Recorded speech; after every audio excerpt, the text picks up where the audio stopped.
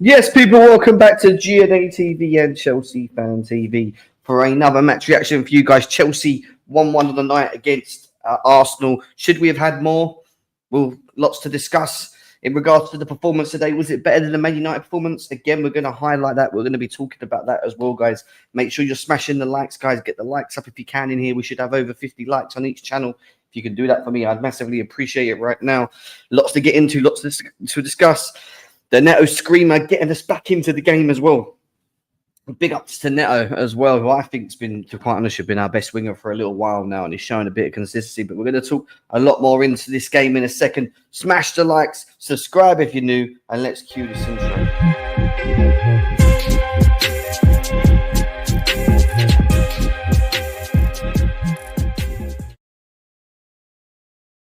Yes, people, welcome back to Chelsea Fan TV and GNA TV for this match reaction. 1-1 on the night against Arsenal. How do you guys feel in the chat? I want to know. Give me your thoughts and feelings. We've got the panel joining us today as well. Over 100 people in the building already. Big ups to you guys. I hope you're all well. Let me know in the comments, guys. How do you feel about the performance today? We're going to discuss that. We're going to talk about it. We're going to an international break as well, which we're going to be looking at the table very shortly soon. Before we go forward, let's go say hello to everyone in the chat as well. Rossi, how you doing? Good to see you. Zappy, what you saying? How has Sanchez let that? I mean, we're going to talk about that at some point today as well. Daniel says, I'm happy with the point and ending Arsenal's title hopes, is how he feels of that. Okay, interesting. I wish we had won the game, is what Angeline says. And do you know what? I had it in my head as well. Man United or Arsenal, I wanted us to be a top six team. There was more pressure on us today to go into this game and put in the performance and win the game. And did we do it? No, obviously not. But there's definitely some talking points that needs to be had overall with the squad, the players, the manager himself, and also certain individuals that still seem to be starting in these games as well. Third in the international break up the Chelsea. Let's go. We're going to look at that in a second. We ended on some title hopes. You guys are funny. Improving, is that the word? I mean, you look at where we was last year in a game like this and where we are now. There is big improvements. There just is. And that's down to maybe the individuals we have fit and available. That's down to system. That's down to the understanding on the system. You know, what we were lacking today more than anything was just, again, the same in the Man United game, that final third presence, that sort of killing games off, you know. We just never really got in, you know, never got the first goal. It was obviously trailing when they got their goal. And then it was just about, can we respond and try and get something out of this game? Neto steps up. Gets it done. Kings and Kings, which I should never let Lavia and Gusto and Madueke go. What do you mean? Sorry. What do you mean by that? Either of us could have won the game, but it's major improvement from us. Listen, at the end of the day, this is Arsenal's strongest team, right? On paper, this is meant to be Arsenal's strongest team up against this Chelsea team. So for us, it's a challenge in terms of where we are now compared to where we were last year. Do I want to see us win against these top six teams? Yes. Do I think that certain individuals in the team need to be called out for their performances? Yes, we should be talking about that. It's not just about, oh, yay, we got a draw, you should be happy about it. No, I want more from them. I expect more from them. I expect more from my team. Like, hands down.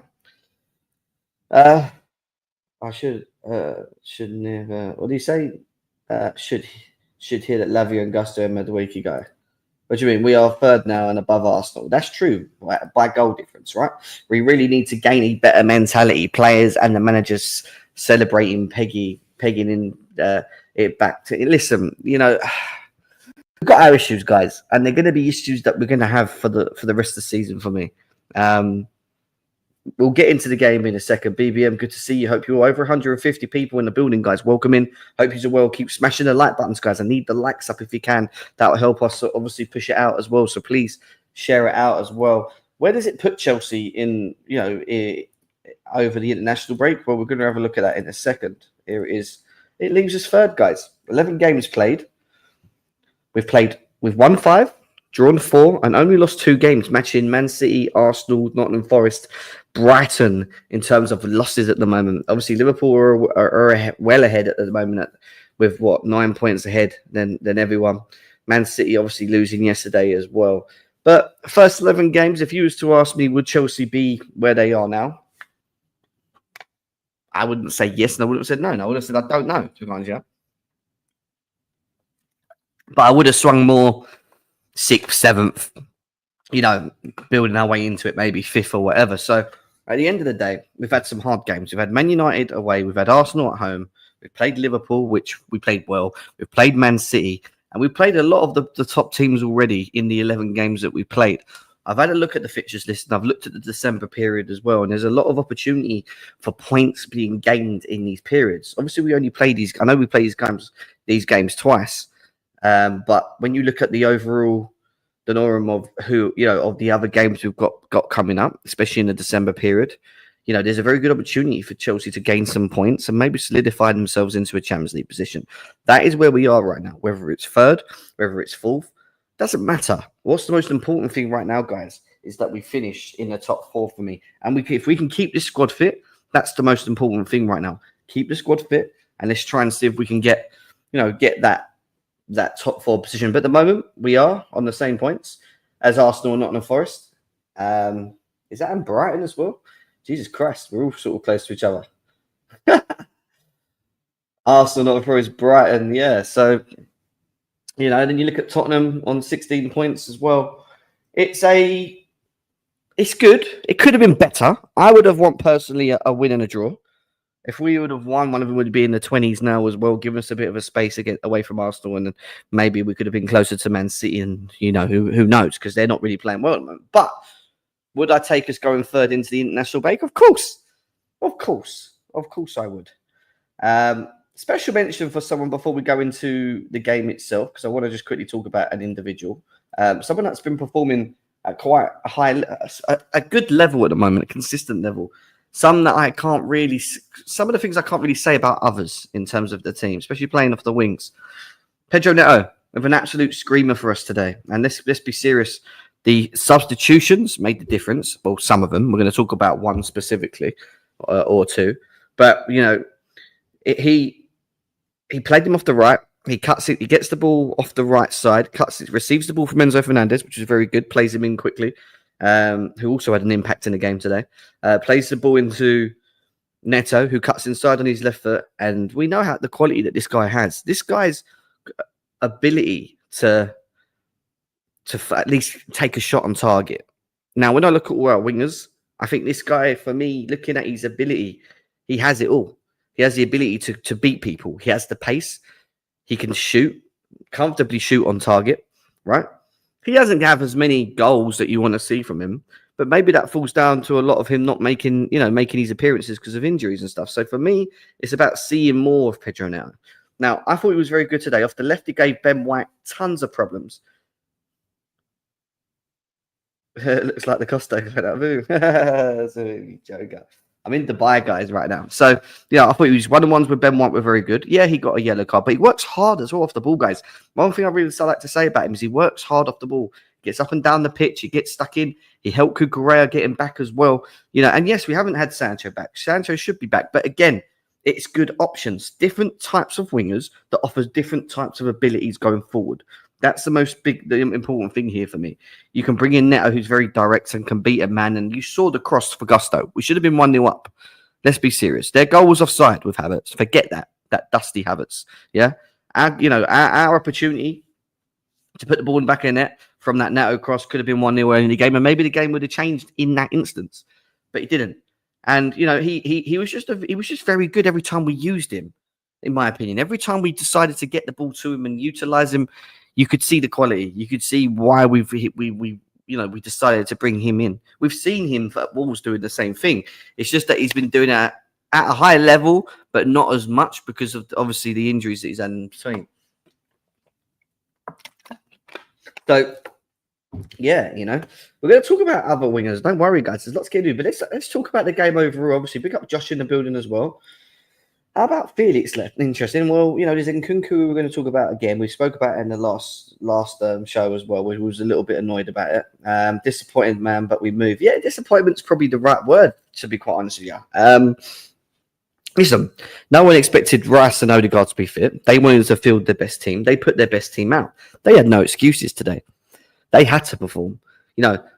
we had, the pressure came for us because we have to be a top 6 team, and that was the pressure that we as fans put on our team because we want to see us win these kinds of games, right? These games are not the differences in terms of winning titles or whatever, but you need to win some of them on your way. It's important, especially against Arsenal, who we've had a really poor record against in the last, God knows how long now. It's been a while, right?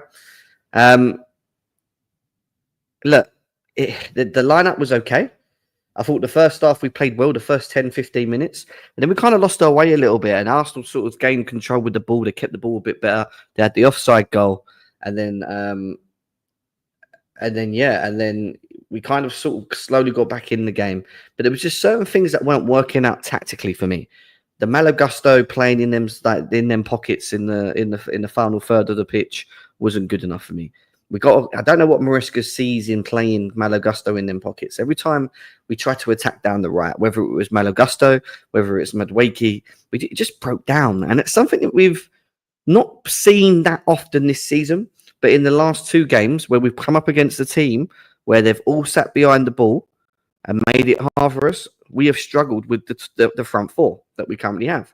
And it includes Palmer, someone that we rely on to change games and make things happen. He's also struggling. Jackson as well. I thought Jackson was very wasteful. Big up, Steve. I thought Jackson was very wasteful on the ball in the first half. He wasn't holding the ball well enough. He was letting the ball bounce off him. He wasn't being physically strong enough to be up against Gabriel and Saliba in moments. Madueke was making wrong decisions every time he got the ball. Very just wasteful. Our final third crossing, barring Neto with some good crosses, was poor. And this thing of getting the ball to Neto in these really good positions outside the box and him taking shots it's just not good enough for me. If that's what you want to do, then we need to see Reece James in there. And obviously we saw Reece James come on very late in the game and start playing into them Gusto pockets.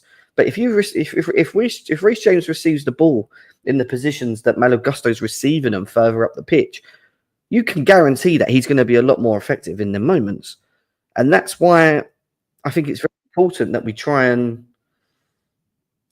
that we try to start looking to maybe work out a way where if you want to play someone in them pockets to maybe off to attract defenders, to be someone that can just be a jockey in many ways so that other attackers can make runs into the spaces, then maybe you look at Reece James, because at least with Reece James, he has the ability to receive the ball and take a shot. And he's going to have a shot. He can be effective. He can make a cross. He can make a better decision in the final third. We've seen it.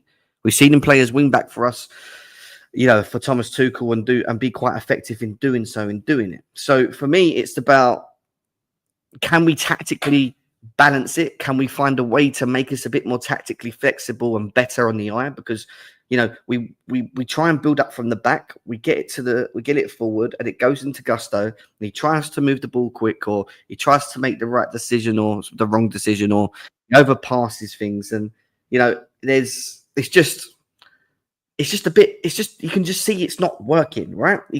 That's my problem with it. You can see it's not working. So for me, that's a Maresca thing. That's a tactical thing. Can he implement something to make it better so that the attack is more fluid again? It gives us a bit more of a, so when we get in them positions, we're a lot more effective in terms of creating and shots on target. Yeah, I think we could. Gem, our position is an illusion. Ninth is 1 point behind. I'm not celebrating being top 4. We've dropped the ball against. Listen, I'm not sitting here saying that fans can't feel the way that they feel about not beating one of these teams. I said to the boys in the chat, Kali, Hassan, we're all in the same chat. I said in one of these 2 games, I wanted a W. I wanted us to go and beat one of these men. Like we had to, that's what we all wanted as fans to be done. Would you take Chelsea being third going into the international break? Of course you would.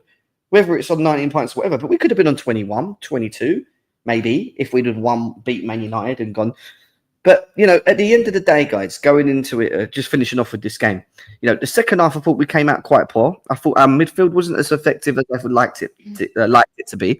But I understand that there was an instruction for Lavia to maybe be a bit deeper and follow Odegaard around. And let's be serious, Odegaard, who returned back into the team today, was non-void, barring that goal that he created for them from Martinelli, which, listen, I'm going to keep saying it. I don't like our defence. I don't like any of them. I've said this for a while now. Yeah, and we're going to talk about them individually a bit later. But our defence and our goalie, who I thought, you know what? I didn't really want to go on and bang on about Sanchez because I actually thought he was quite... He was doing something a bit different today, which was if he can't play it out from the back, he was kicking it forward. And I like that. You know, I like that he was doing that. But I keep saying it, in moments when you need your goalie to step up and just do something, even if with the defence gets caught like it did there, in moments, you need your goalie to try and dig you out. And when you can't stop... Number one, we're going to talk about Cole. Don't worry about this. Cole, we're coming back to him. Right? But if you can't make sure that you're near post, and the gap between the near post and him was minimal, by the way. If you can't make sure that you're covering your near post, then that's a problem for me. Because he's just side foot passes that in the goal, by the way, guys. It was accurate. It was as accurate as Martinelli could get it without hitting the post. But Sanchez should have that covered. That's the one area where if it goes that way, you go that way and you get a strong hand, it goes out for a corner or you catch it. But he didn't do that. You know, and it's just them little things where I'm just like, come on, man. Like, why do we keep seeing this? Why? You know, and it hurts. But, you know, we came back in the game and the substitutions, I'm going to say, the substitutions for me made the difference. I thought Enzo Fernandez, who we're going to talk about in a bit, was very good. I thought Neto's leading up to Neto's goal. He plays Neto the ball in very quickly in a good position. Neto cuts in his left foot.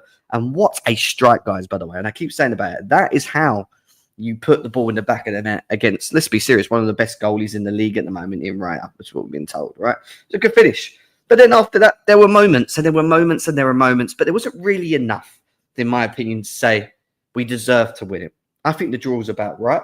Yeah.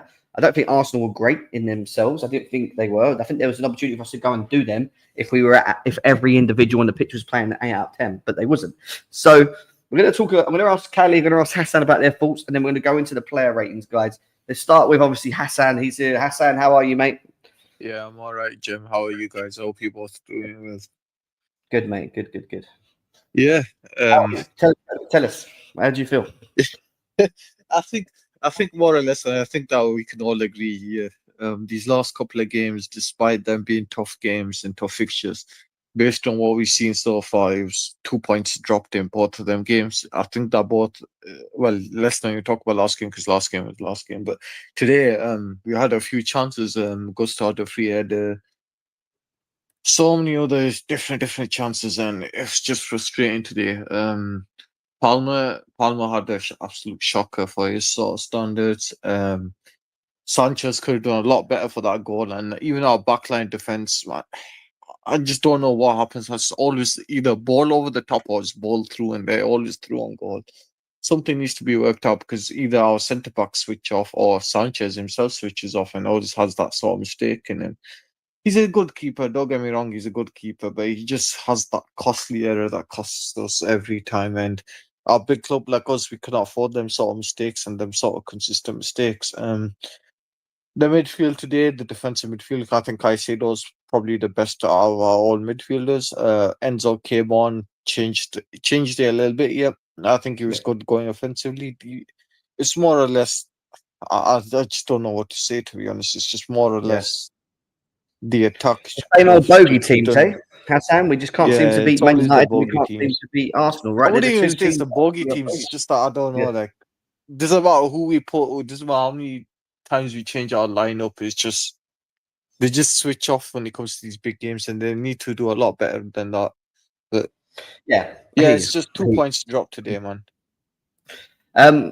Brian, I'm going to come back to your comment. Thank you for the super chat. We're going to come back to your comment in a second when we get to, because we're going to do player ratings, and that's when I'm going to bring your super chat up before we talk about this specific player. But thank you, guys. If you want to get your super chats in, please continue to do so. If you've got any questions on players that you want us to highlight, that's a good way for you guys for us to read it out for you. So yeah, just stick a super chat in if you've got any questions. Callie, welcome in, bro. How are you? Give us your thoughts on the overall performance today before we get into the player ratings. Yeah, man, I'm in Madrid right now for my birthday, which was yesterday. I just needed these men to pull a win, one singular win, and they couldn't do that. To be honest, we should have lost that game too, same way as United. To some degree, I agree with a lot of people, which is like there's a glass half full, like we're third. If anyone would have told us we were third, we would have taken it. But at the same time, when you look at it, it's like we're not beating the big teams. And what's even worse that we're not beating the big teams, our big players are not showing up. And it's like, if you look at the base of the play today, Neto was our best attacker from start to finish. Madueke, poor. Palmer, I wouldn't say like poor like the United game, but like anonymous. And then you look at Jackson, terrible decision making in the final third. So it's like, one of my biggest criticisms when it comes to Maresca is you have other players on the bench. I don't even rate Felix like that, but he's on the bench. And Kunku, who I rate, is not being used. So at the end of the day, my criticisms for Maresca comes from the attacking side of it. Defensively, you can't have a conversation when Caldwell's not marking his man at the back post. What are we saying here? Like, what are we really saying here?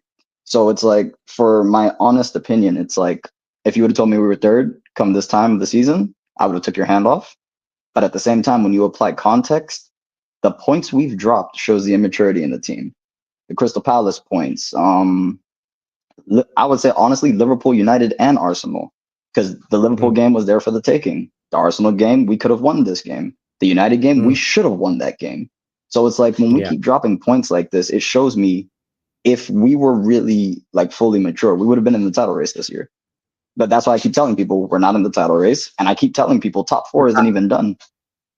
I think I agree with you. I agree with you on a lot of things, you know that anyway. But I think I also agree with what Gray saying here as well, where he says where we were last year to where we are now is there's a difference, and there is a difference, because you got to look where Arsenal were last year, where they are now, and this was their best team, by the way, out today as well. This is the strongest fielded team that I think they could possibly play from top to bottom.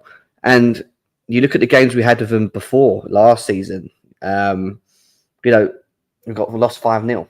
You know, away and things like that. Like, we are in a better position now because we have players available. We have a system. We have a manager. Obviously, we have better players available, but also players that understand the system as well. There's still errors individually with performances, and again, that falls back to the Man United and this game that we're talking about now, which we're going to get into the players, because the difference for me tactically is Maresca. I agree with Kelly. I think attacking wise, he could do a bit more still. I still think the Gusto thing annoys me within the half spaces. None of us like that when he was playing in there. It doesn't seem to be working. And on top of that, you've got, the bozo moments, the lack of concentration, the ball watching moments that we always seem to have as Chelsea, as just Chelsea in games, and it hurts, and it's going to, and I keep saying it will concede us moments in games where we're not playing too bad, but we're not actually firing in all cylinders. And this was a good example again today where, 2 points dropped, you can say. We just, we managed to get 1 point out of it because thank God to Neto and that. But, it just goes to show that we can't seem to just concentrate for a full 90 minutes. And that does come with maturity, mentality, and just the lack of experience that we do still have in this team, So the one last thing I'd say before I jet is that, one, to Dre, your comment, I'm not saying that the man who actually scored was, Caldwell's man. But if you actually go back and watch the goal, there were 2 men free at that post. One of them was Gusto's man, who ended up scoring. And guess who the other one was? The motherfucker Caldwell was guarding. So it's like, at a certain point in time, like, I don't get where the protection for Caldwell is coming from. He hasn't been the best this season. He played the ball side. I could criticize so many more mistakes from Caldwell. I just want to know where the protection is coming from. Like, why? Like, if it was Fofana, people would have been all over him. If it was Gusto who did make that mistake, actually it cost us the goal. Like I said, the whole defense has been poor. Like, there shouldn't be one man sitting here saying like, oh, like Caldwell was great or Gusto was poor. Like, the whole defense has been poor, factually. I don't like so it's like, I know. Yeah, I know. But it's just like, I look at these defense and I think they're all second defenders, in my opinion. They're all second. They all need someone. In prime Chelsea time, these would be all squad players. Every one of them. Yeah. Every one of them. Yeah, they're not being so serious. Except for James. Not one of them shows any commanding leader. Listen, let's say we're going to get to the defense anyway, so let's save that. But should we get into the player ratings? So I'm just going to keep it open rather than just like pick what you want to say, whatever. But for me, I thought Sanchez didn't have the worst games today, but I keep saying it. He was clearing the ball out more rather than passing out, which means there was less moments of bozos, but bozo elements where he just play it to an Arsenal player and then cause us a problem. That wasn't happening. He was hoofing the balls, fine. But in the moment for the goal, and I can't forget about it. And people are going to say, "Oh, but you're being a bit harsh, Jim. Like, why are we criticizing him for this?" But I hear you, Joe. he can't. You can't.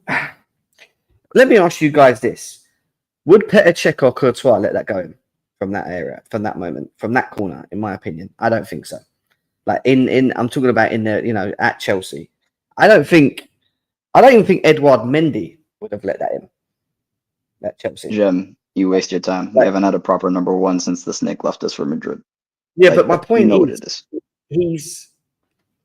he side-footed it into the near post, and the gap from Sanchez to the near post is like the way it's gone in is the smallest. Like it couldn't have gone any more left; it would have hit the post, right? It was that accurate. So all Sanchez had to do was just. Do you know what I mean? But it's not even the save. He could have just came out 2 meters. He came out 2 meters. He can actually sweep or clean that, and the ball never gets to that point. But he got stuck. He got stuck like a deer in headlights, and then when he finally decided to move, it was a second too late. And that's what happened with Sanchez. He also hesitated, and that's what costed him. That's what I said. Deer in headlights. He literally sat there in the goal and hesitated, and that's why he got scored on. He done it when they had a free kick and the ball came in, and they all tried to get a flick to it, and it came to him, and he went like it was a blimmin' hot potato. Jem, please highlight Dre's comment. Highlight Dre's comment about Saliba. I beg.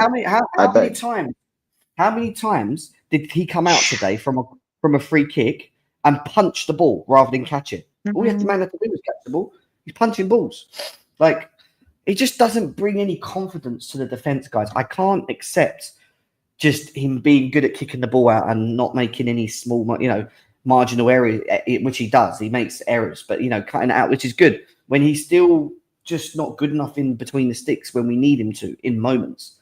He's just not good enough. But then it's not just him because we're going to get into the defense. I don't want to be sitting and slandering him in this game because I don't think it's the game to slander him. But I won't. Yeah, this is not the game to slander him. He was okay. He was okay in this game. Like the goal, I was just not happy about. But I'm going to give him a 4 or a 5. That's it. That's all I'm going to say. You guys, anything?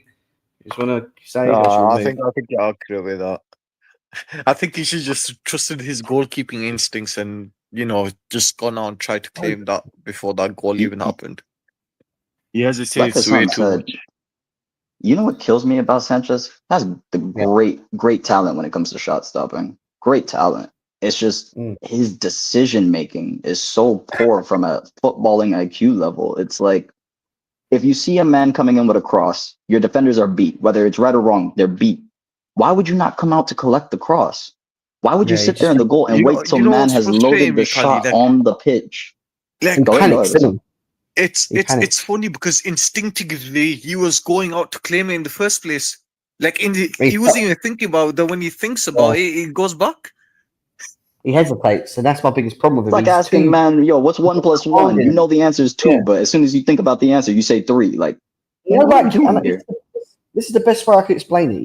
The worst drivers on the road are people that hesitate, isn't it? The ones that kind of go, oh, should I go? Should I not? Should I go? Should I not? And then they end up having an accident, don't they? Because they kind of sort of edge out and they're like, and then the person that's coming's like, what's going on? And bang, they have an accident. Like that's hesitation. Them type of people. That's what he reminds me of in goal. You think, yeah, go and get it. And he goes, like, do you know what I mean? Like, and don't get me wrong, he done one really good save where he stretched his whole body out and he was like, he didn't know nothing about it, but he made his body big and he stopped them from scoring and Trossard skied it. But it's just not good enough for me. But that's how I know I'm getting gold, Jim. I got to go research some more keepers, some of these youngins coming up because Lord knows it's crazy. Got one on loan in Strasbourg that would do just well. Yeah, let's hope he can do a job. But Cucurella, didn't he officially get man of the match? Someone correct me if I'm wrong. I'll be honest with you guys. I thought Marc Cucurella was one of our best players today, by a mile. I thought he had. I agree. Him, Caicedo, and Neto would be my top 3 for the day. I thought he was defensively good. I thought he got stuck in on Saka. Didn't really give him any moments in the game. He always seems to do quite well against Saka, and that's why I wanted him to play today because what I like about him is his aggressiveness to get in your face and not give you the moment. And most of the game today, he was aggressive. He got the ball. He won the ball. He tried to move the ball. He tried to carry the ball up the pitch. He just done everything that I required him to kind of do, And, you look at the Cucurella that we saw last year. We were, as Chelsea fans, shouting to sell this guy. We didn't want him here. It was like, get rid of him. Get rid of him. We don't want Cucurella. But now I'm looking at this guy and I'm saying to myself, no, he's a solid left back, man. He's a solid left back, and he's showing it, you know. And Maresca's shown confidence in him. He's put Ben Chilwell to bed, in my opinion. I think we've got to sell Ben Chilwell. I think we need to find another left back. Even though I like Vega, I'll be quite honest with you. We're going to get to the centre backs, yeah. But I think that guy needs to be given a chance at centre back because we've not seen it yet. And even though I feel like he's still very raw, I think there's no one really that makes me feel like they deserve to be the number one defender. But in terms of Cucurella, very good performance. I'll give him a solid 8.5, maybe, in maybe a bit more. Don't really mind the 9. You guys are saying the 9 in the chat. I don't think that's too cool. I think it was just very good today. Like I liked everything about what I saw about Cucurella, in my opinion, today. You boys, what are you saying about Cucurella? Were you happy with his performance today? You like what Kali was saying. I think he was top 3 in terms of performance today, and any of the guys who you mentioned, the top 3 are arguably man of the match. He just kept Saka quiet, and he probably kept arguably the most threatening player quiet. So I can't really argue with him today. And yes, of course, like he picks up yellow cards on a regular basis, but the aggressiveness was needed today, and the aggressiveness was needed against Saka and Arsenal today. So you can't really complain, can you? Callie, any mentions on Cucurella for you?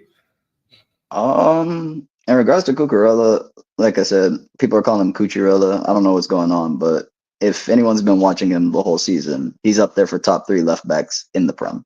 And I'm not trying to be dramatic. I'm not trying to do any of that. He's really been consistent. That man said world class. But don't get not too far, but he has been very consistent this season. And probably, if not aside from Reece James when he's featuring, our best defender, period, like in the setup. So for me, it's just like I give him easily in between like a 7 to an 8. I don't know where we'd rate it because I don't like giving people high ratings when we draw or lose. But if I'm being fair to him, if this was a win, I would have given him an 8 for sure. And he's easily a contender for man of the match alongside Caicedo or Neto, depending on how you were looking at, each area of the pitch. Okay. Going to go on to Wesley Fofana next. I thought he was good. I wouldn't say he was amazing. I wouldn't say he was crap like some of the others we're going to talk about. I thought he was good. There was moments where he carries the ball very well. He was. What I like about Fofana is he's got that. It's kind of one of them. It reminds me a bit like David Luiz. You know, when you get the ball and he just runs forward with it and just plays them balls quickly. Like, good. He was aggressive off the ball as well, which I liked. Won some good free kicks. Helped Gusto with Martinelli in moments, which I thought was very good. I'm not his biggest fan. I've said this for a long time. However, I know he's still coming back from a serious injury. I would say that Fofana had a good performance today. I don't think I'm going to sit here and slam him. However, my biggest issue with all of our centre-backs, none of them are commanding, none of them are leaders, and none of them are showing to me that they should be the number one defender in the team. And then it's just whoever joins them, and whoever joins them becomes better because they're that good. Does that make sense? Like, when you look at like Van Dijk and you look at some other ones, they stand out. And if you put anyone next to them, they kind of like feed off them. Thiago Silva was a great example, right? Every time you played someone next to Thiago Silva, what happened? Their levels raised because they were next to someone that was just that good. I don't think we had that. But we lack height. We do. And from corners, it was scary. I think that's the problem. I think Fofana's aerial prowess of being able to jump is quite good. He's got a very good leap, by the way. He can get up. But we just lack height. We overly lack height. He was unlucky from not scoring as well, by the way. He got behind Saliba nicely, if you remember, and put his foot on the ball. And it was like, it sort of went looped. The light was going to loop in. But I'll probably give him a 6. 6 for me today. Like I said, I wasn't overly impressed. I wasn't going to sit here and slag him off, but he's had some very poor games this season. Very, very poor games this season. This wasn't one of them for me. It was just okay. You guys, what are you saying? Center back pairing, and then I'll let Hassan finish it. I would say how poor Colwell played, like I want to give him a 7, but the real score should be somewhere around a 6.5 average. Had very good moments intercepting the ball, covering his man. A little bit in the transitions, he was a bit shaky, but I think that's due to his actual injury that he's recovered from. Not more so like the Fofana before that injury was rapid. So it's like, it really hurts me to see that injury that happened to him because like, I feel like we would be having a different conversation about not having that center back if Fofana didn't receive that injury. But we have to be fair. That happened to Chile. Remember, he got that injury, was never the same player. So it's like, at least for him to still be operating at this level, you take what you can get, especially after an injury like that. So 7 to me, but like realistically, probably like a 6.5. Can I just quickly say, Arteta's a bit deluded, isn't he? He came out today and said we dominated them, we were a better team, and I'm very disappointed in the way we conceded. Arteta is rattled, head lost, Yeah, fam. You're supposed to be in a title race. It's Big old Chelsea's pressure above that's you. getting to him. The pressure is getting to Arteta. Yeah, You can see him. Yeah, 100%. There is pressure, and for him to say that, that is embarrassing because they didn't dominate us today. I don't know what game he was watching. There was no domination from Arsenal and Chelsea. They had good moments where they had the ball, but there was moments when we had the ball. Like it was never. I don't know. Anyway, I don't give a shit what. First 20 minutes should have played out 2-0. He set himself up when he said that team was good enough for when they lost in the Champions League. That team was good enough to beat us. So he's shot himself in the foot by saying that. So I don't really blame him. What's the old quote you guys always tell me? The football speaks for itself. Yeah. Anything you want to say, Hassan? No. It's just I'm just gonna reiterate that what you guys were saying. He had some good moments and some average moments going up front, and I agree with your guys' reading. Okay, cool. What about the? Oh God, what have I done here? You might as well save him last, man, because he needs a proper talking about. No, I need to highlight the super chat first. Brian with a super chat says, "I'm sorry, but Cole borderline liabilities, which is up the Chelsea." Now, there's been moments on these lives where people have said that out of all of our defenders, he's been our best defender, like marginally by his performances. Okay, that's what we've been told. He's the guy, right. And then maybe we get someone to play with him. Yeah, play with him is what we're being told. Okay, today he was.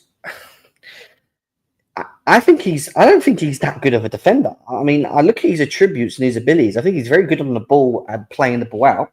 I think he's good at that. You know, he's got a good pass on him. But when it comes to defensive ability, being able to do all your defensive duties, he's got the same problem. He's got the same problem. He ball watches too much. There's no leadership qualities in him. All he does is scream, shout, and gets angry. Yeah. He's got no real IQ yet, but he's still very young, so I understand that. But, you know, you expect him with the games that he's played to be progressing. Today, he was just wasteful. The amount of times he kept giving the ball away, the goal really pissed me off. Because you could see Gusto, Fofana, Cucurella all in a line, and Colwill 2 yards back playing on the whole fucking back post of Arsenal. So all trying to do an offside trap by himself. So what Odegaard had to do was just dink this ball over the top because of Colwill's laziness to not look across the line. Yeah, receive the ball and put it in. Oh, listen, forget. All right, Sanchez should have saved it, but it shouldn't have got to that point because Colwill fell asleep. And even after that moment, he was just not physically all right. He had these moments of Havertz and put him down and this, that, and the other. Yeah, there's moments, but he again shows the same issue I have with all our defenders. No leadership qualities, not commanding enough, in my opinion. Yeah, could be a good second centre back, but none of them, including him, for me, are top number one centre backs. And we're going to have the same problem going through the whole season because they lack consistency. And we can't trust our defence. And this is the biggest problem. If our attack ain't firing and we're not able to create like we haven't done in the last 2 games, where we've been a little bit.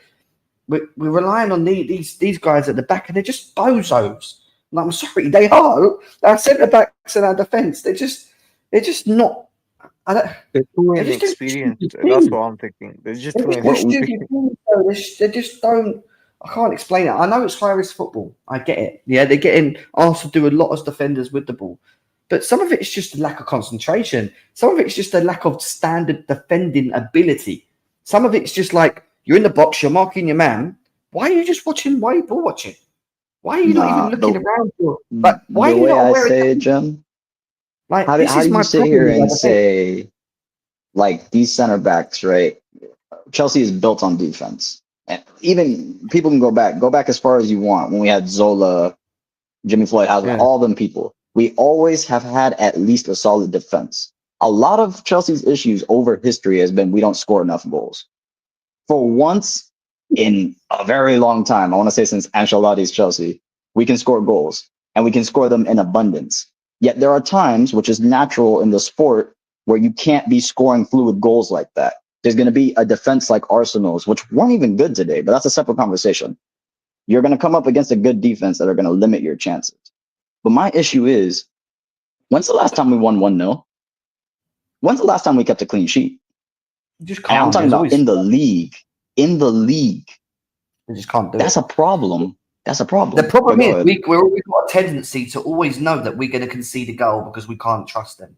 That's the problem for me. That's bad, isn't it? Think about it. Go into every game as a fan, realizing that your defense ain't that good. Your goalie's a bozo, and so are some of Which your we defenders. rarely have ever said supporting And this these are our club. Do one you and twos, by understand? the way. Fafana and Cole were being told chemistry. Let them play long time. The chemistry, yeah. We can't trust them. I Can't know, trust these. and the Go on. problem is at Chelsea, especially, you don't have time to build. So, and correct me if I'm wrong. Like, besides, I think Fofana in the I backline is the agree. most experienced, right? Yeah. Fofana is the most experienced out of the youngsters, and I think that bar Gusto, I think that all of them have got like what 50, 60 appearances between them each. Mm. So yeah, these bozo moments and inconsistency is gonna happen a lot, and we just don't have time, to be honest. I just don't know what to say with these lot, because how many times are we gonna go and say every game all it takes is one ball over the top or one goal or one pass threaded through and they're through on goal? You know what I mean? Generally happens every week. And it just annoys me because our attack cannot save us so many times. Yeah, and like, don't get me wrong, we're third in the league with the youngest Premier League team ever. It sounds all very well and damning, and it is, but we have to put this pressure on these guys. I'm sorry, we're Chelsea Football Club. We can't just sit here and accept the fact that we're going to be inconsistent all the time, and our defenders ain't going to be that. Our defenders are just maybe not at the level of what we think they are. And don't get me wrong, time will tell. They're still going to be here. Yeah, but at the end of the day, we don't really have any good. I don't look at. We just need a commanding centre back, someone that can lead, and one of these two guys next to him. And we don't have that with Tosin, I don't think.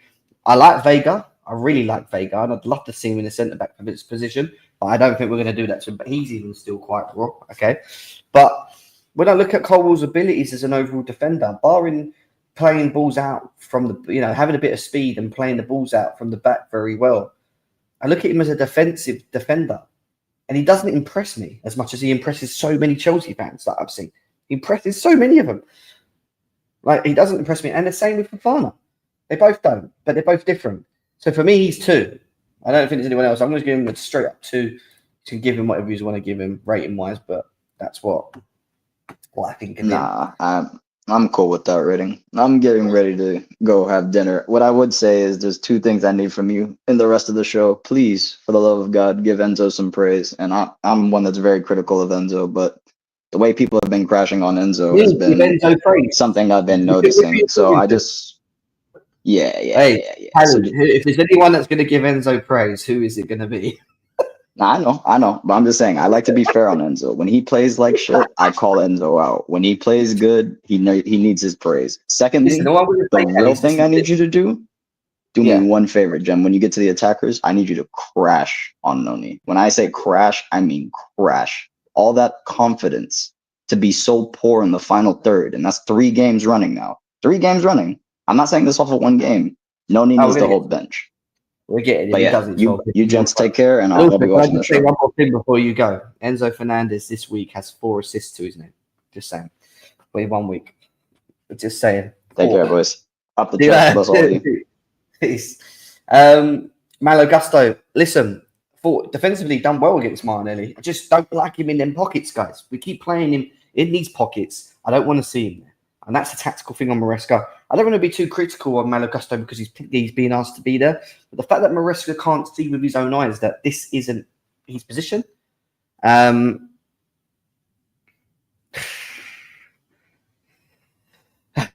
I just don't know if this is what we're going to be doing forward. And listen, I think Reece James is perfect for them pockets. He just hasn't got the sprints and legs to be going up and down we lose him because he pulled his hamstring or something, and that's the issue we have. But listen, Gusto, I'm going to give him a 4. Again, I expect 5. I'm giving 5 because I think defensively he done okay against Martinelli, but I just don't like. I just don't like what we're doing with him further forward when we're trying to move forward. And when we transition from deep to trying to play forward and then try and move the ball forward quick enough, we're just not doing it. Just breaks down with him. And our right was breaking down so much in the first half.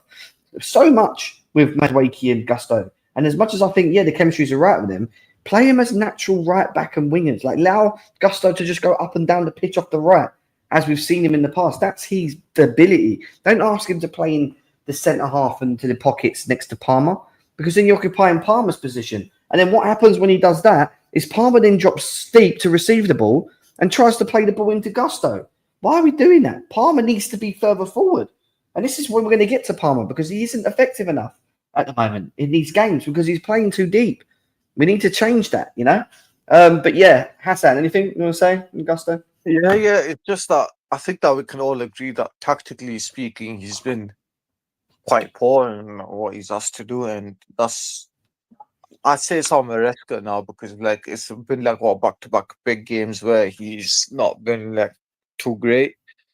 Yeah, you can argue that defensively he's been all right and stuff, but overall, I just think that he does need to hold the bench, and he does need to be the thing. But the problem is Reece who depends if Reece is even fit enough at the moment of time. But we'll get to him, and we'll get to Maresca in a bit. So yeah, it's just that tactically he's not been as good as he's instructed to do. So I think that's on Maresca. Yeah, I think he's that versatile and that good, Malagusta, that I think he's asked to do much more, in my opinion. I think he's that good. But I just don't think it's helping him right now. I don't think what we're asking him to do is helping him in any shape or form. But let's move away from Gusto. We've got another 20 minutes, half hour. Let's go into... We ain't going to rate Reece James because he came on a bit late. Nothing to really rate. I just want to get on with the midfield and attack again, really. Romeo Lavia. Listen, he had an instruction today. Keep Odegaard quiet. Did he do it? Yes. But was he ineffective in most of the game? I said at half-time to the boys in the group, was he on the pitch? And part of the reason why we wasn't seeing Lavia involved in so much in the game was because we wasn't playing through the middle. We was playing long balls and just trying to play straight diagonal balls into Jackson. We weren't playing through a midfield. The instruction for Lavia was to keep Odegaard quiet. And he wasn't as effective as I'd like to have seen him. I wanted to see him more on the ball. Equally, him next to Caicedo, fine, no issue. I don't think we would have even had an issue if we started Enzo Fernandez next to him today. The only problem you would have had is just keeping Odegaard quiet. And that was the clear instruction. Keep Odegaard from being as heavily involved as whatever. And he wasn't involved. Odegaard was crap for most of the game, bar him when Cole decided that he was going to fall asleep and allow all the players to be on side and he could play a ball round about. Because other than that, he ain't doing anything the whole game. He didn't have a bad game. He didn't have a great game. I just put him in the middle. So I'm going to say 5 or a 6 for Lavia. I hope he's not injured, guys, because he was down holding his leg. Hopefully he's fit. I like the utilisation of our midfield. I know that Lavia and Caicedo have started a lot of our games, but I do think as time goes on, if Enzo can continue with his consistency, that we will start utilising them in the way where it depends who we're up against and in the moment, because sometimes you might not need Lavia and Caicedo with their legs. You might need someone that's a bit more creative, and that's where you bring Enzo in, especially if we're playing against teams that are not going to hold the ball. We're going to have a lot of the possession, things like that. So this is all like a learning phase for me at the moment, but we're three top midfielders, potentially 4 if we end up bringing Santos back as well. But Hassan, thoughts on Lavia? Yeah, I just think what you think. I think there's games where when he's given instructions to do, you just don't really notice him as much. And when you don't really notice him as much, it's just because he's been instructed to do what he did today. And yeah, I just thought I'm just gonna agree with what you said. I don't think he's been amazing. I don't think he's been bad, and he's done exactly what he needed to do and keep the players that he needed quiet. And yeah, of course, I'm just gonna wait and see more and more of his games. But I really do rate Lavia. I think Lavia has the most potential in our midfield compared to the other midfielders. And yeah, and that's what I was going to say really at this moment in time. Okay, cool. Let's get into Caicedo. I thought it was awesome first half. He put Rice on his back, getting stuck in, played the balls forward. He's really showing his importance in how he gets around the pitch more so. Because I've always thought Caicedo was a good player, but I knew there was always a development phase of him. There was more that needed to be seen. And Graham Potter mentioned that if you watch the pre-show before he came on, he said there's a lot more from Caicedo that people haven't seen. And I saw it, and you're starting to see it. Not only does he get around the pitch so well and get stuck in, then he has moments. Don't get me wrong, he has moments where he's just rash and he'll make a silly challenge like he did in the second half. And I thought in the second half his performance dropped a little bit, but he was just overall just very good. And he just goes to show why he's probably the best midfielder. For me, he's the best midfielder in the league right now. He is hands down the best midfielder in the league right now. That's who he is. And it's not only his off the ball energy, which we know he has. It's the link up play. It's the dropping deep. It's the covering. It's covering, obviously, covering and getting stuck in and keeping important players quiet. It's the playing the balls quickly forward, which I thought might be an issue with him, but he's doing it more, taking on that responsibility, allowing us to move forward quicker as well and keep us on the top as well. But, I thought he was very good. And one of the 3-4 players I thought that were very good today. I wouldn't say he was man of the match, but he was good. So I'd give him an 8-9 easily. What are you saying? That's it. Yeah, what can I say about him? Defensively today, absolutely superb. He got into the tackles, won it, and he's been intercepting a lot, even towards like the later end of the game when the game started to, show a bit of fatigue and stuff. He's always been that player where he just consistently performs. And as you were saying before, when he was on the Potter in his early start of the Chelsea sort of career, he's just like a little bit shaky. But of course, like as the games got on, as he got more minutes, he started to grow and show his importance to the team. And I'm just excited that we have someone like him now, and he's actually showing what he can do and what he can actually do for once. And like what you said before, I think he's arguably like one of the best players, if not the best in the league, with his consistency and performances. And I'm just glad that we have someone like him to take over since Kante, if you know what I mean. So I'm not gonna try to compare the two yet or something like that, but it's a long way to go, and I'm really excited for his development. And I just want to see how high he can reach and what kind of ceiling he can reach. And yeah, he's an 8 or a 9, and I can see why people would have him as man of the match. But he's the top 3 the top 3 performing players today. Okay, I agree with you, mate. I agree with you. Now, let's go on to another midfielder, one that's been getting hugely criticised. Listen, class is permanent for me, and I think a lot of people misjudge the ability that this guy has and the importance. And I think over the 2 games, when you look at what we've struggled with in recent, for me, it's the creative idea, the eye, someone that can just play the ball and get us moving forward, but give us something a little bit deeper. Now, I love Lavia and Caicedo. I think they get around very well. They win balls. They try and get us moving with simple, straight passes. But this guy, he always wants to get us going. And when he came on today, for me, he partly changed the game. And I know it was an easy pass to Neto. Don't get me wrong. He got the ball in. He played the ball quickly into Neto, and Neto done the rest. Listen, what Neto had to do was hard, but the fact that he's always got that energy to just go forward, try and create, is something we need in this team. For me, I stressed when we bought him, you have to try and get his ability in and around what we're trying to do, because he will bring something that we haven't got. And I know it's very limited, and we go, well, why are we going to build our team around him? We're not building it around him. It's about trying to find a way to get him to fit what we're doing. And it's hard because, yes, he's not the greatest defensively. He doesn't give us the legs. But you know what, today, what I would say to him, and if he can continue with it, he got stuck in. He was getting up and down. All right, there's some tackles he missed. But, he was winning balls high. He had this energy about him, getting around the pitch. And I agree, sometimes dropping a player helps the mentality. And we saw, because when he first came to Chelsea, we saw this quality, this ability with the ball and passing and getting stuck in. All right, it was not Caicedo never stuck in, but he'd done it to a level where we were like, okay, he's good. Like, we can fit him in. But at the end of the day, today he was very good. He came off the bench and he got stuck in. And he needed, and at the end of the day, we should, as Chelsea fans, want him to work in this team. The quality that he has and he possesses as a player is important. It's important for us to try and get the best out of. If we don't get the best out of him, guess who loses out? Us, Chelsea fans, because we didn't spend 100, but our club spent the 100 million, and then he may end up leaving and going to Real Madrid and play a Toni Kroos role, which I think he'd do amazingly well. He'll play in somewhere where it would maybe fit a bit better for him, but I don't want that because I know that we have 3 very good midfielders. It's not about how we got him. For me, it's 3 very good midfielders that if we can just use them in the right manner, we will benefit moving forward as a club.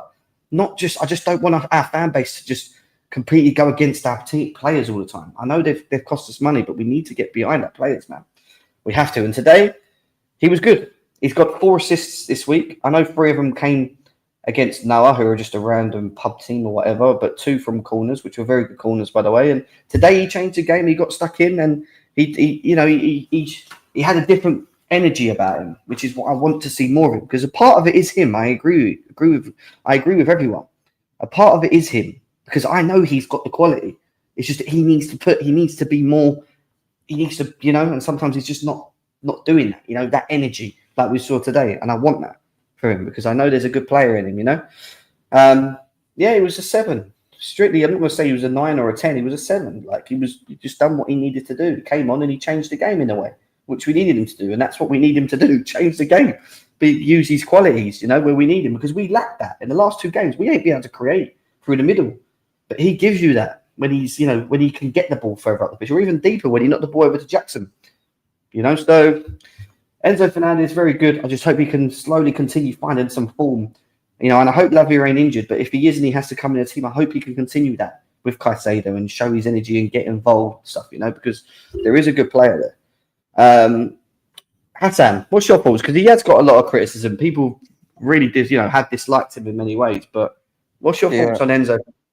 Yeah, of course. I think for some people he is like our sort of scapegoat in a sense, and I think that the reason why a lot of people are sort of critical with him is because they expect a lot from him, and there's a high expectation when you come with the price tag and stuff. And the problem is, and the issue is, I think that even like the people who are critics of him agree that there is a player in him. And the problem is that if we do sell him to another team across a different league, he would do absolutely well with them. And that's the funniest part about it. But today, today he did well. Like, you got to give him his props, and he changed the game. Whether you like it or whether you're not, he actually changed the game today. And I think that Enzo himself, I think that he himself knows that he can do a lot better in this league, and even the defensive aspects is a question mark for him. And I think that I just don't think that defensively, I don't think he will improve that much. I think he will improve just a little bit, but not to a level that we'll expect. But it's good today, and we got to give his flowers today. And he got the assist, like you said, he got 4 assists this week. So yeah, I think that the bench was much needed for him. Because I think that a lot of these players, when they do get benched, they start to perform a little bit better, and hopefully it's just the consistency now. Like, can Enzo do what he can? Can you find it? We get better of. There's a class player in it. I keep saying it. There is a class player. Everyone agrees with that. I think that even the critics can agree. There's a player in there, but it's just there's some people that say he's crap and he's shit, but I don't get that. Really don't get that. But yeah, I just think that's pure agenda driven. Yeah.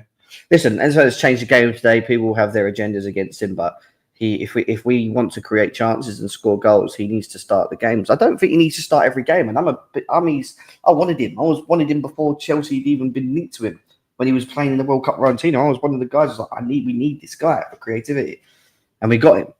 But I don't think he needs to play every game. I'm not someone that says he has to play every game. I'm just saying he's someone that needs to be involved in the first team in game, in moments, utilize it, versatility, mix it.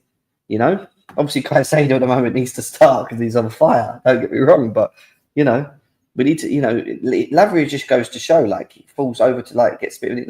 We've got to be careful with Lavia as well. We really have to be careful the minutes we give that guy. But moving on from Enzo Fernandez, let's go into the wingers, and we're gonna start with. We are going to start with I'm going to go straight into Cole Palmer. I want to start with Palmer, and then we're going to go across.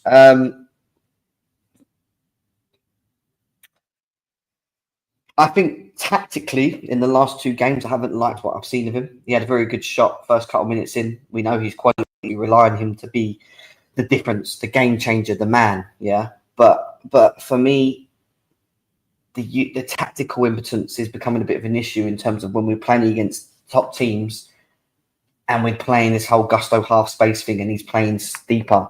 You know, because what happens when Gusto goes into that, he drops in deep, and you don't want him there. You want him to be the one receiving, and you've seen it when he receives the ball, and we saw it in moments in the first half. When he receives the ball further up the pitch, he beats his man very easy, and he has the ability to play in Neto, and this is where our wingers become effective. That's how we should be playing, not come so deep and play with fucking Lavia, Caicedo, and Colwill. Do you know what I mean? Like, he needs to be operating further up the pitch. And when you watch the Newcastle game, guys, what we've done so well, was it the Newcastle at home? Yeah. What we done so well at the Newcastle at home with him and Jackson, they were so close to each other the whole time. And one of them, whoever it was that was receiving the ball from the defence, would beat their man, and the other one was literally just behind him, getting ready to make a run in because the space was there. The space was there. And we didn't do that once against Saliba and Gabriel. Then they needed to be like that again. But he was over here. He was down here on his own, running after people. And it just tactically wasn't right for me. You need to get this guy on the ball as much as you possibly can. He hasn't been effective in the last 2 games for me. He hasn't been good. I wouldn't say, I think his last game against Man United was worse than today. But we need Cole Palmer to be more on the ball and more effective in them 10 spaces. Because, you know, the question comes for me, and I'm not saying he needs to hold bench, but there's people like Nkunku on the bench who can easily play that role and give us something different, who's not getting in the team right now, and it's really pissing me off. I'm going to be honest with you. The Nkunku thing's really annoying me now, because why are we bringing him on 90 minutes, 87 minutes, when he came on at 60 or 65? He has the ability to change a game. We could have won the game today if Nkunku was on the pitch a bit earlier and had the chance to create for him. But we don't do it. And that for me is on Maresca. I want to know his explanation as to why we can't utilize Nkunku earlier in games. Because when Jackson's just not at it, and listen, Jackson done well on the ball and won free kicks and whatever, and but we really didn't create much, did we? He didn't really do much in front of goal, whatever. But we need to look at utilizing Nkunku deeper. Don't mean take Jackson off to play Nkunku up front all the time, because that's the way Maresca looks at it. Maresca looks at it as we have to play Jackson or Nkunku. They're my number 9s. No. Keep Jackson on the pitch, play Nkunku in the 10, put Palmer on the right, play Neto off the left. Like, do you know what I mean? You can keep Neto on the left and play Palmer on the right. Palmer's played off the right. Maybe he'll be more effective there. He can cut inside on his left foot and bang. And then you play Nkunku through the middle with Jackson, and you gives us something different in the box because you know he will score. Or, when he gets a chance, he will take a chance. But Palmer, for me, wasn't great today. And again, I'll give him probably a 4 because I expect more from him because of who he is. I'll probably give him a 4. Yeah. I mean, Hassan, Palmer. Is he still there? I don't know. If he's not, we're going to move on. Yeah, sorry about that. Can you hear me? Yeah, go on.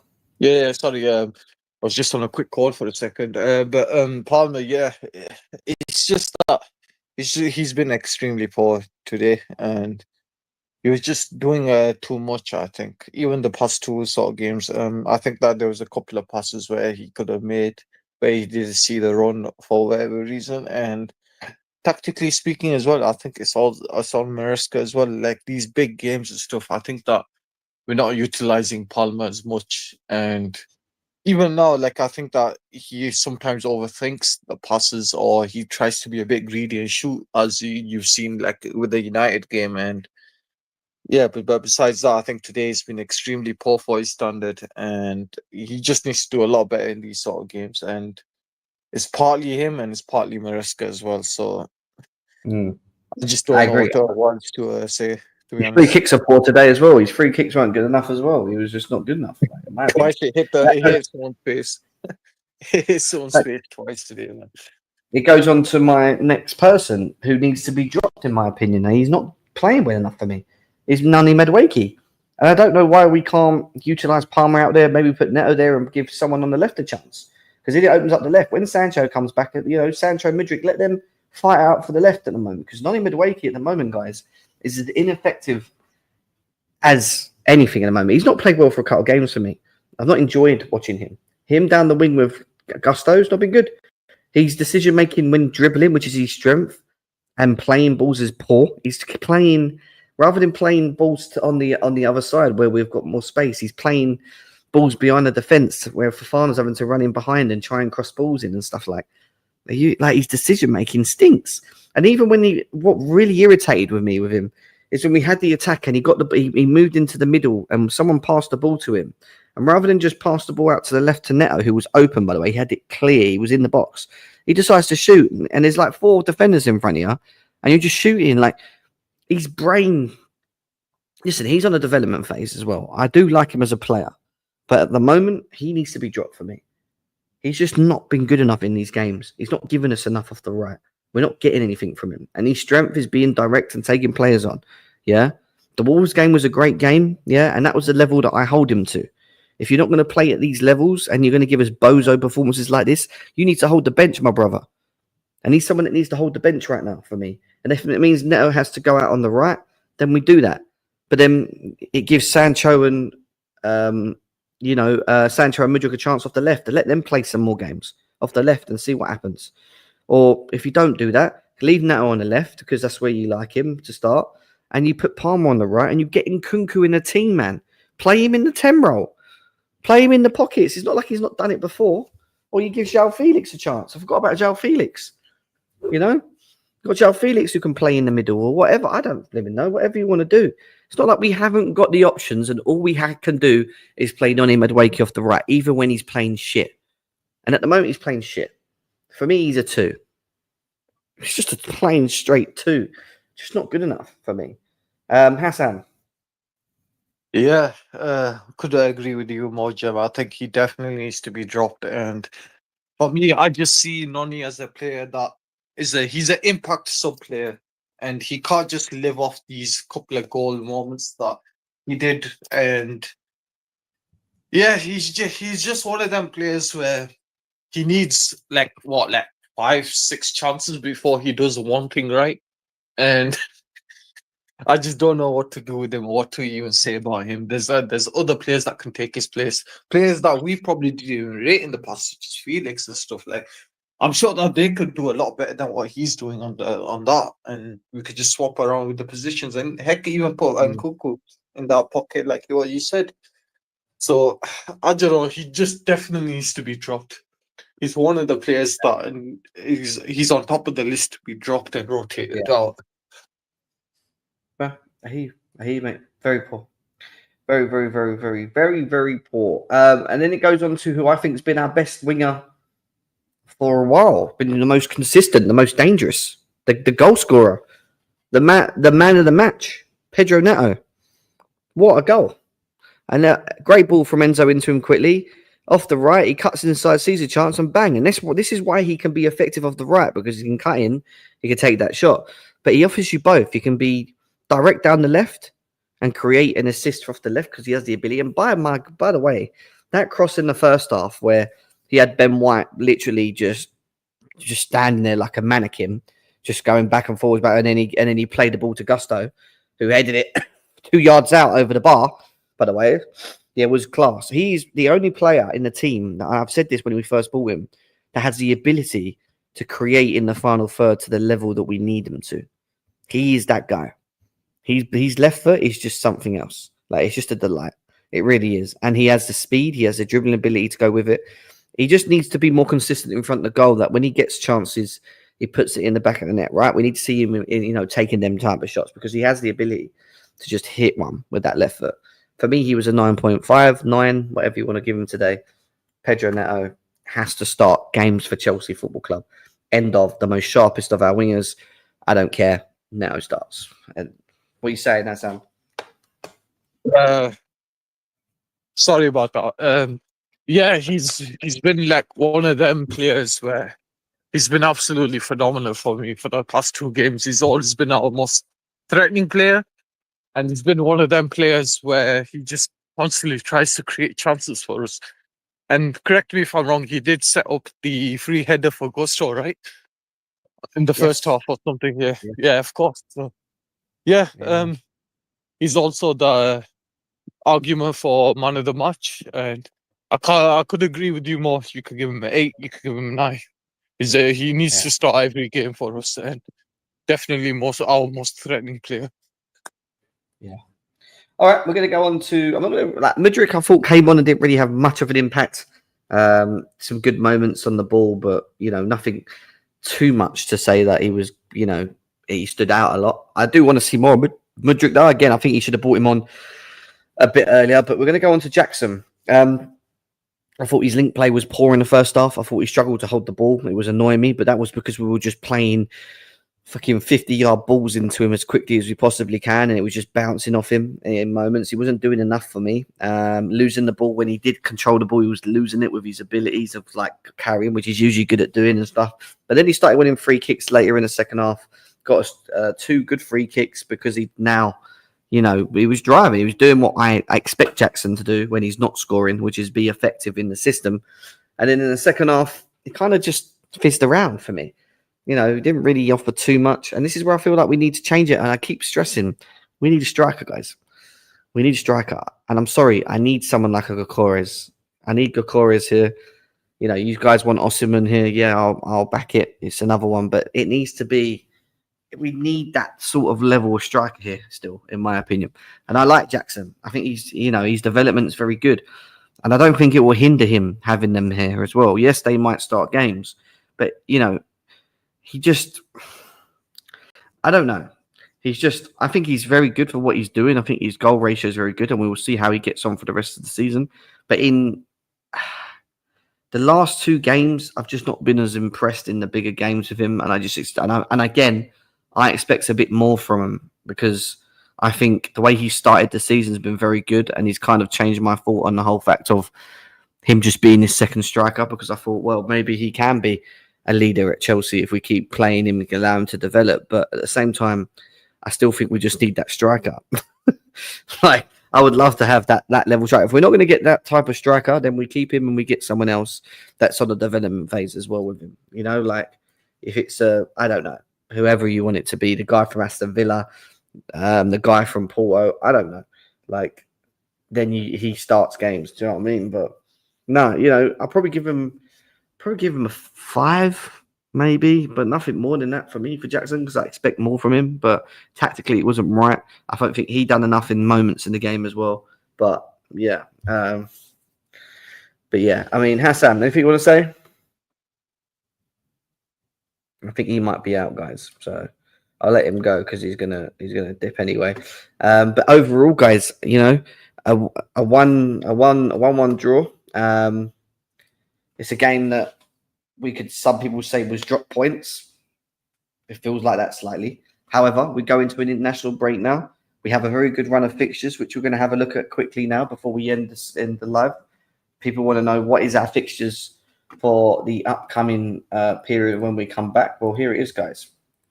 Here it is. So, obviously, 1-1, 1-1, 2-0. 4-1, 2-1. So, we lost. The last game we lost was Liverpool. Last game we lost was Newcastle in the Cup. I remember that. That wasn't too good. Right, going into our next games when coming back. And this is where it starts getting really interesting, guys. We had that hard phase now. And now we've got Leicester away as our first game back. I think that's the perfect game back, if you're my honest opinion. I don't think they're that good. I think there's a good chance for us to get 3 points there. And then we have whoever they are in the Conference League. Aston Villa at home won't be easy, but yet again, I still back us to have a go and win that game. Southampton away, I can see us doing. And then there's Tottenham, who are struggling with their form themselves away, and we know our record against them as well, which is pretty good. Astana in the Europa. And then, look, we get into December, guys, and look, like, December is Aston Villa, Southampton, Tottenham, Brentford at home, which I expect us to win, Everton away, which, all right, we've not got the greatest record, but they're shit. We should be beating them. Fulham at home, playing well, but again, I expect us to beat them. Ipswich Town away, I expect us to beat them. Like, that is our December period. We should be winning them games. We've got a good run of games, but are in the Tottenham and Aston Villa. But Aston Villa, we should be, if we beat them, that puts 3 points away on them, puts a dent on them. We beat Tottenham away, which I think we can do because we enjoy that pitch anyway. That could be another 3 points there. And then it's just about winning all of these games in and around it. Leicester, Southampton, Brentford, Everton, Fulham, Ipswich. They're games we have to win, and it's a really good chance for us to secure top 4. I keep saying it. We'll see how the international break goes. And yeah, we take it from there, guys, honestly. But I am going to dip 1 hour, 15 minutes in. Great show, guys. We will be back for the next match reaction on the next live Chelsea show. You'll probably get more from Alex very soon. Make sure you smash the likes, leave your comments in the below as well, guys. Big ups. Take care of yourselves. Enjoy your international break, guys. I'm up the blimmin' Chelsea. Let's go.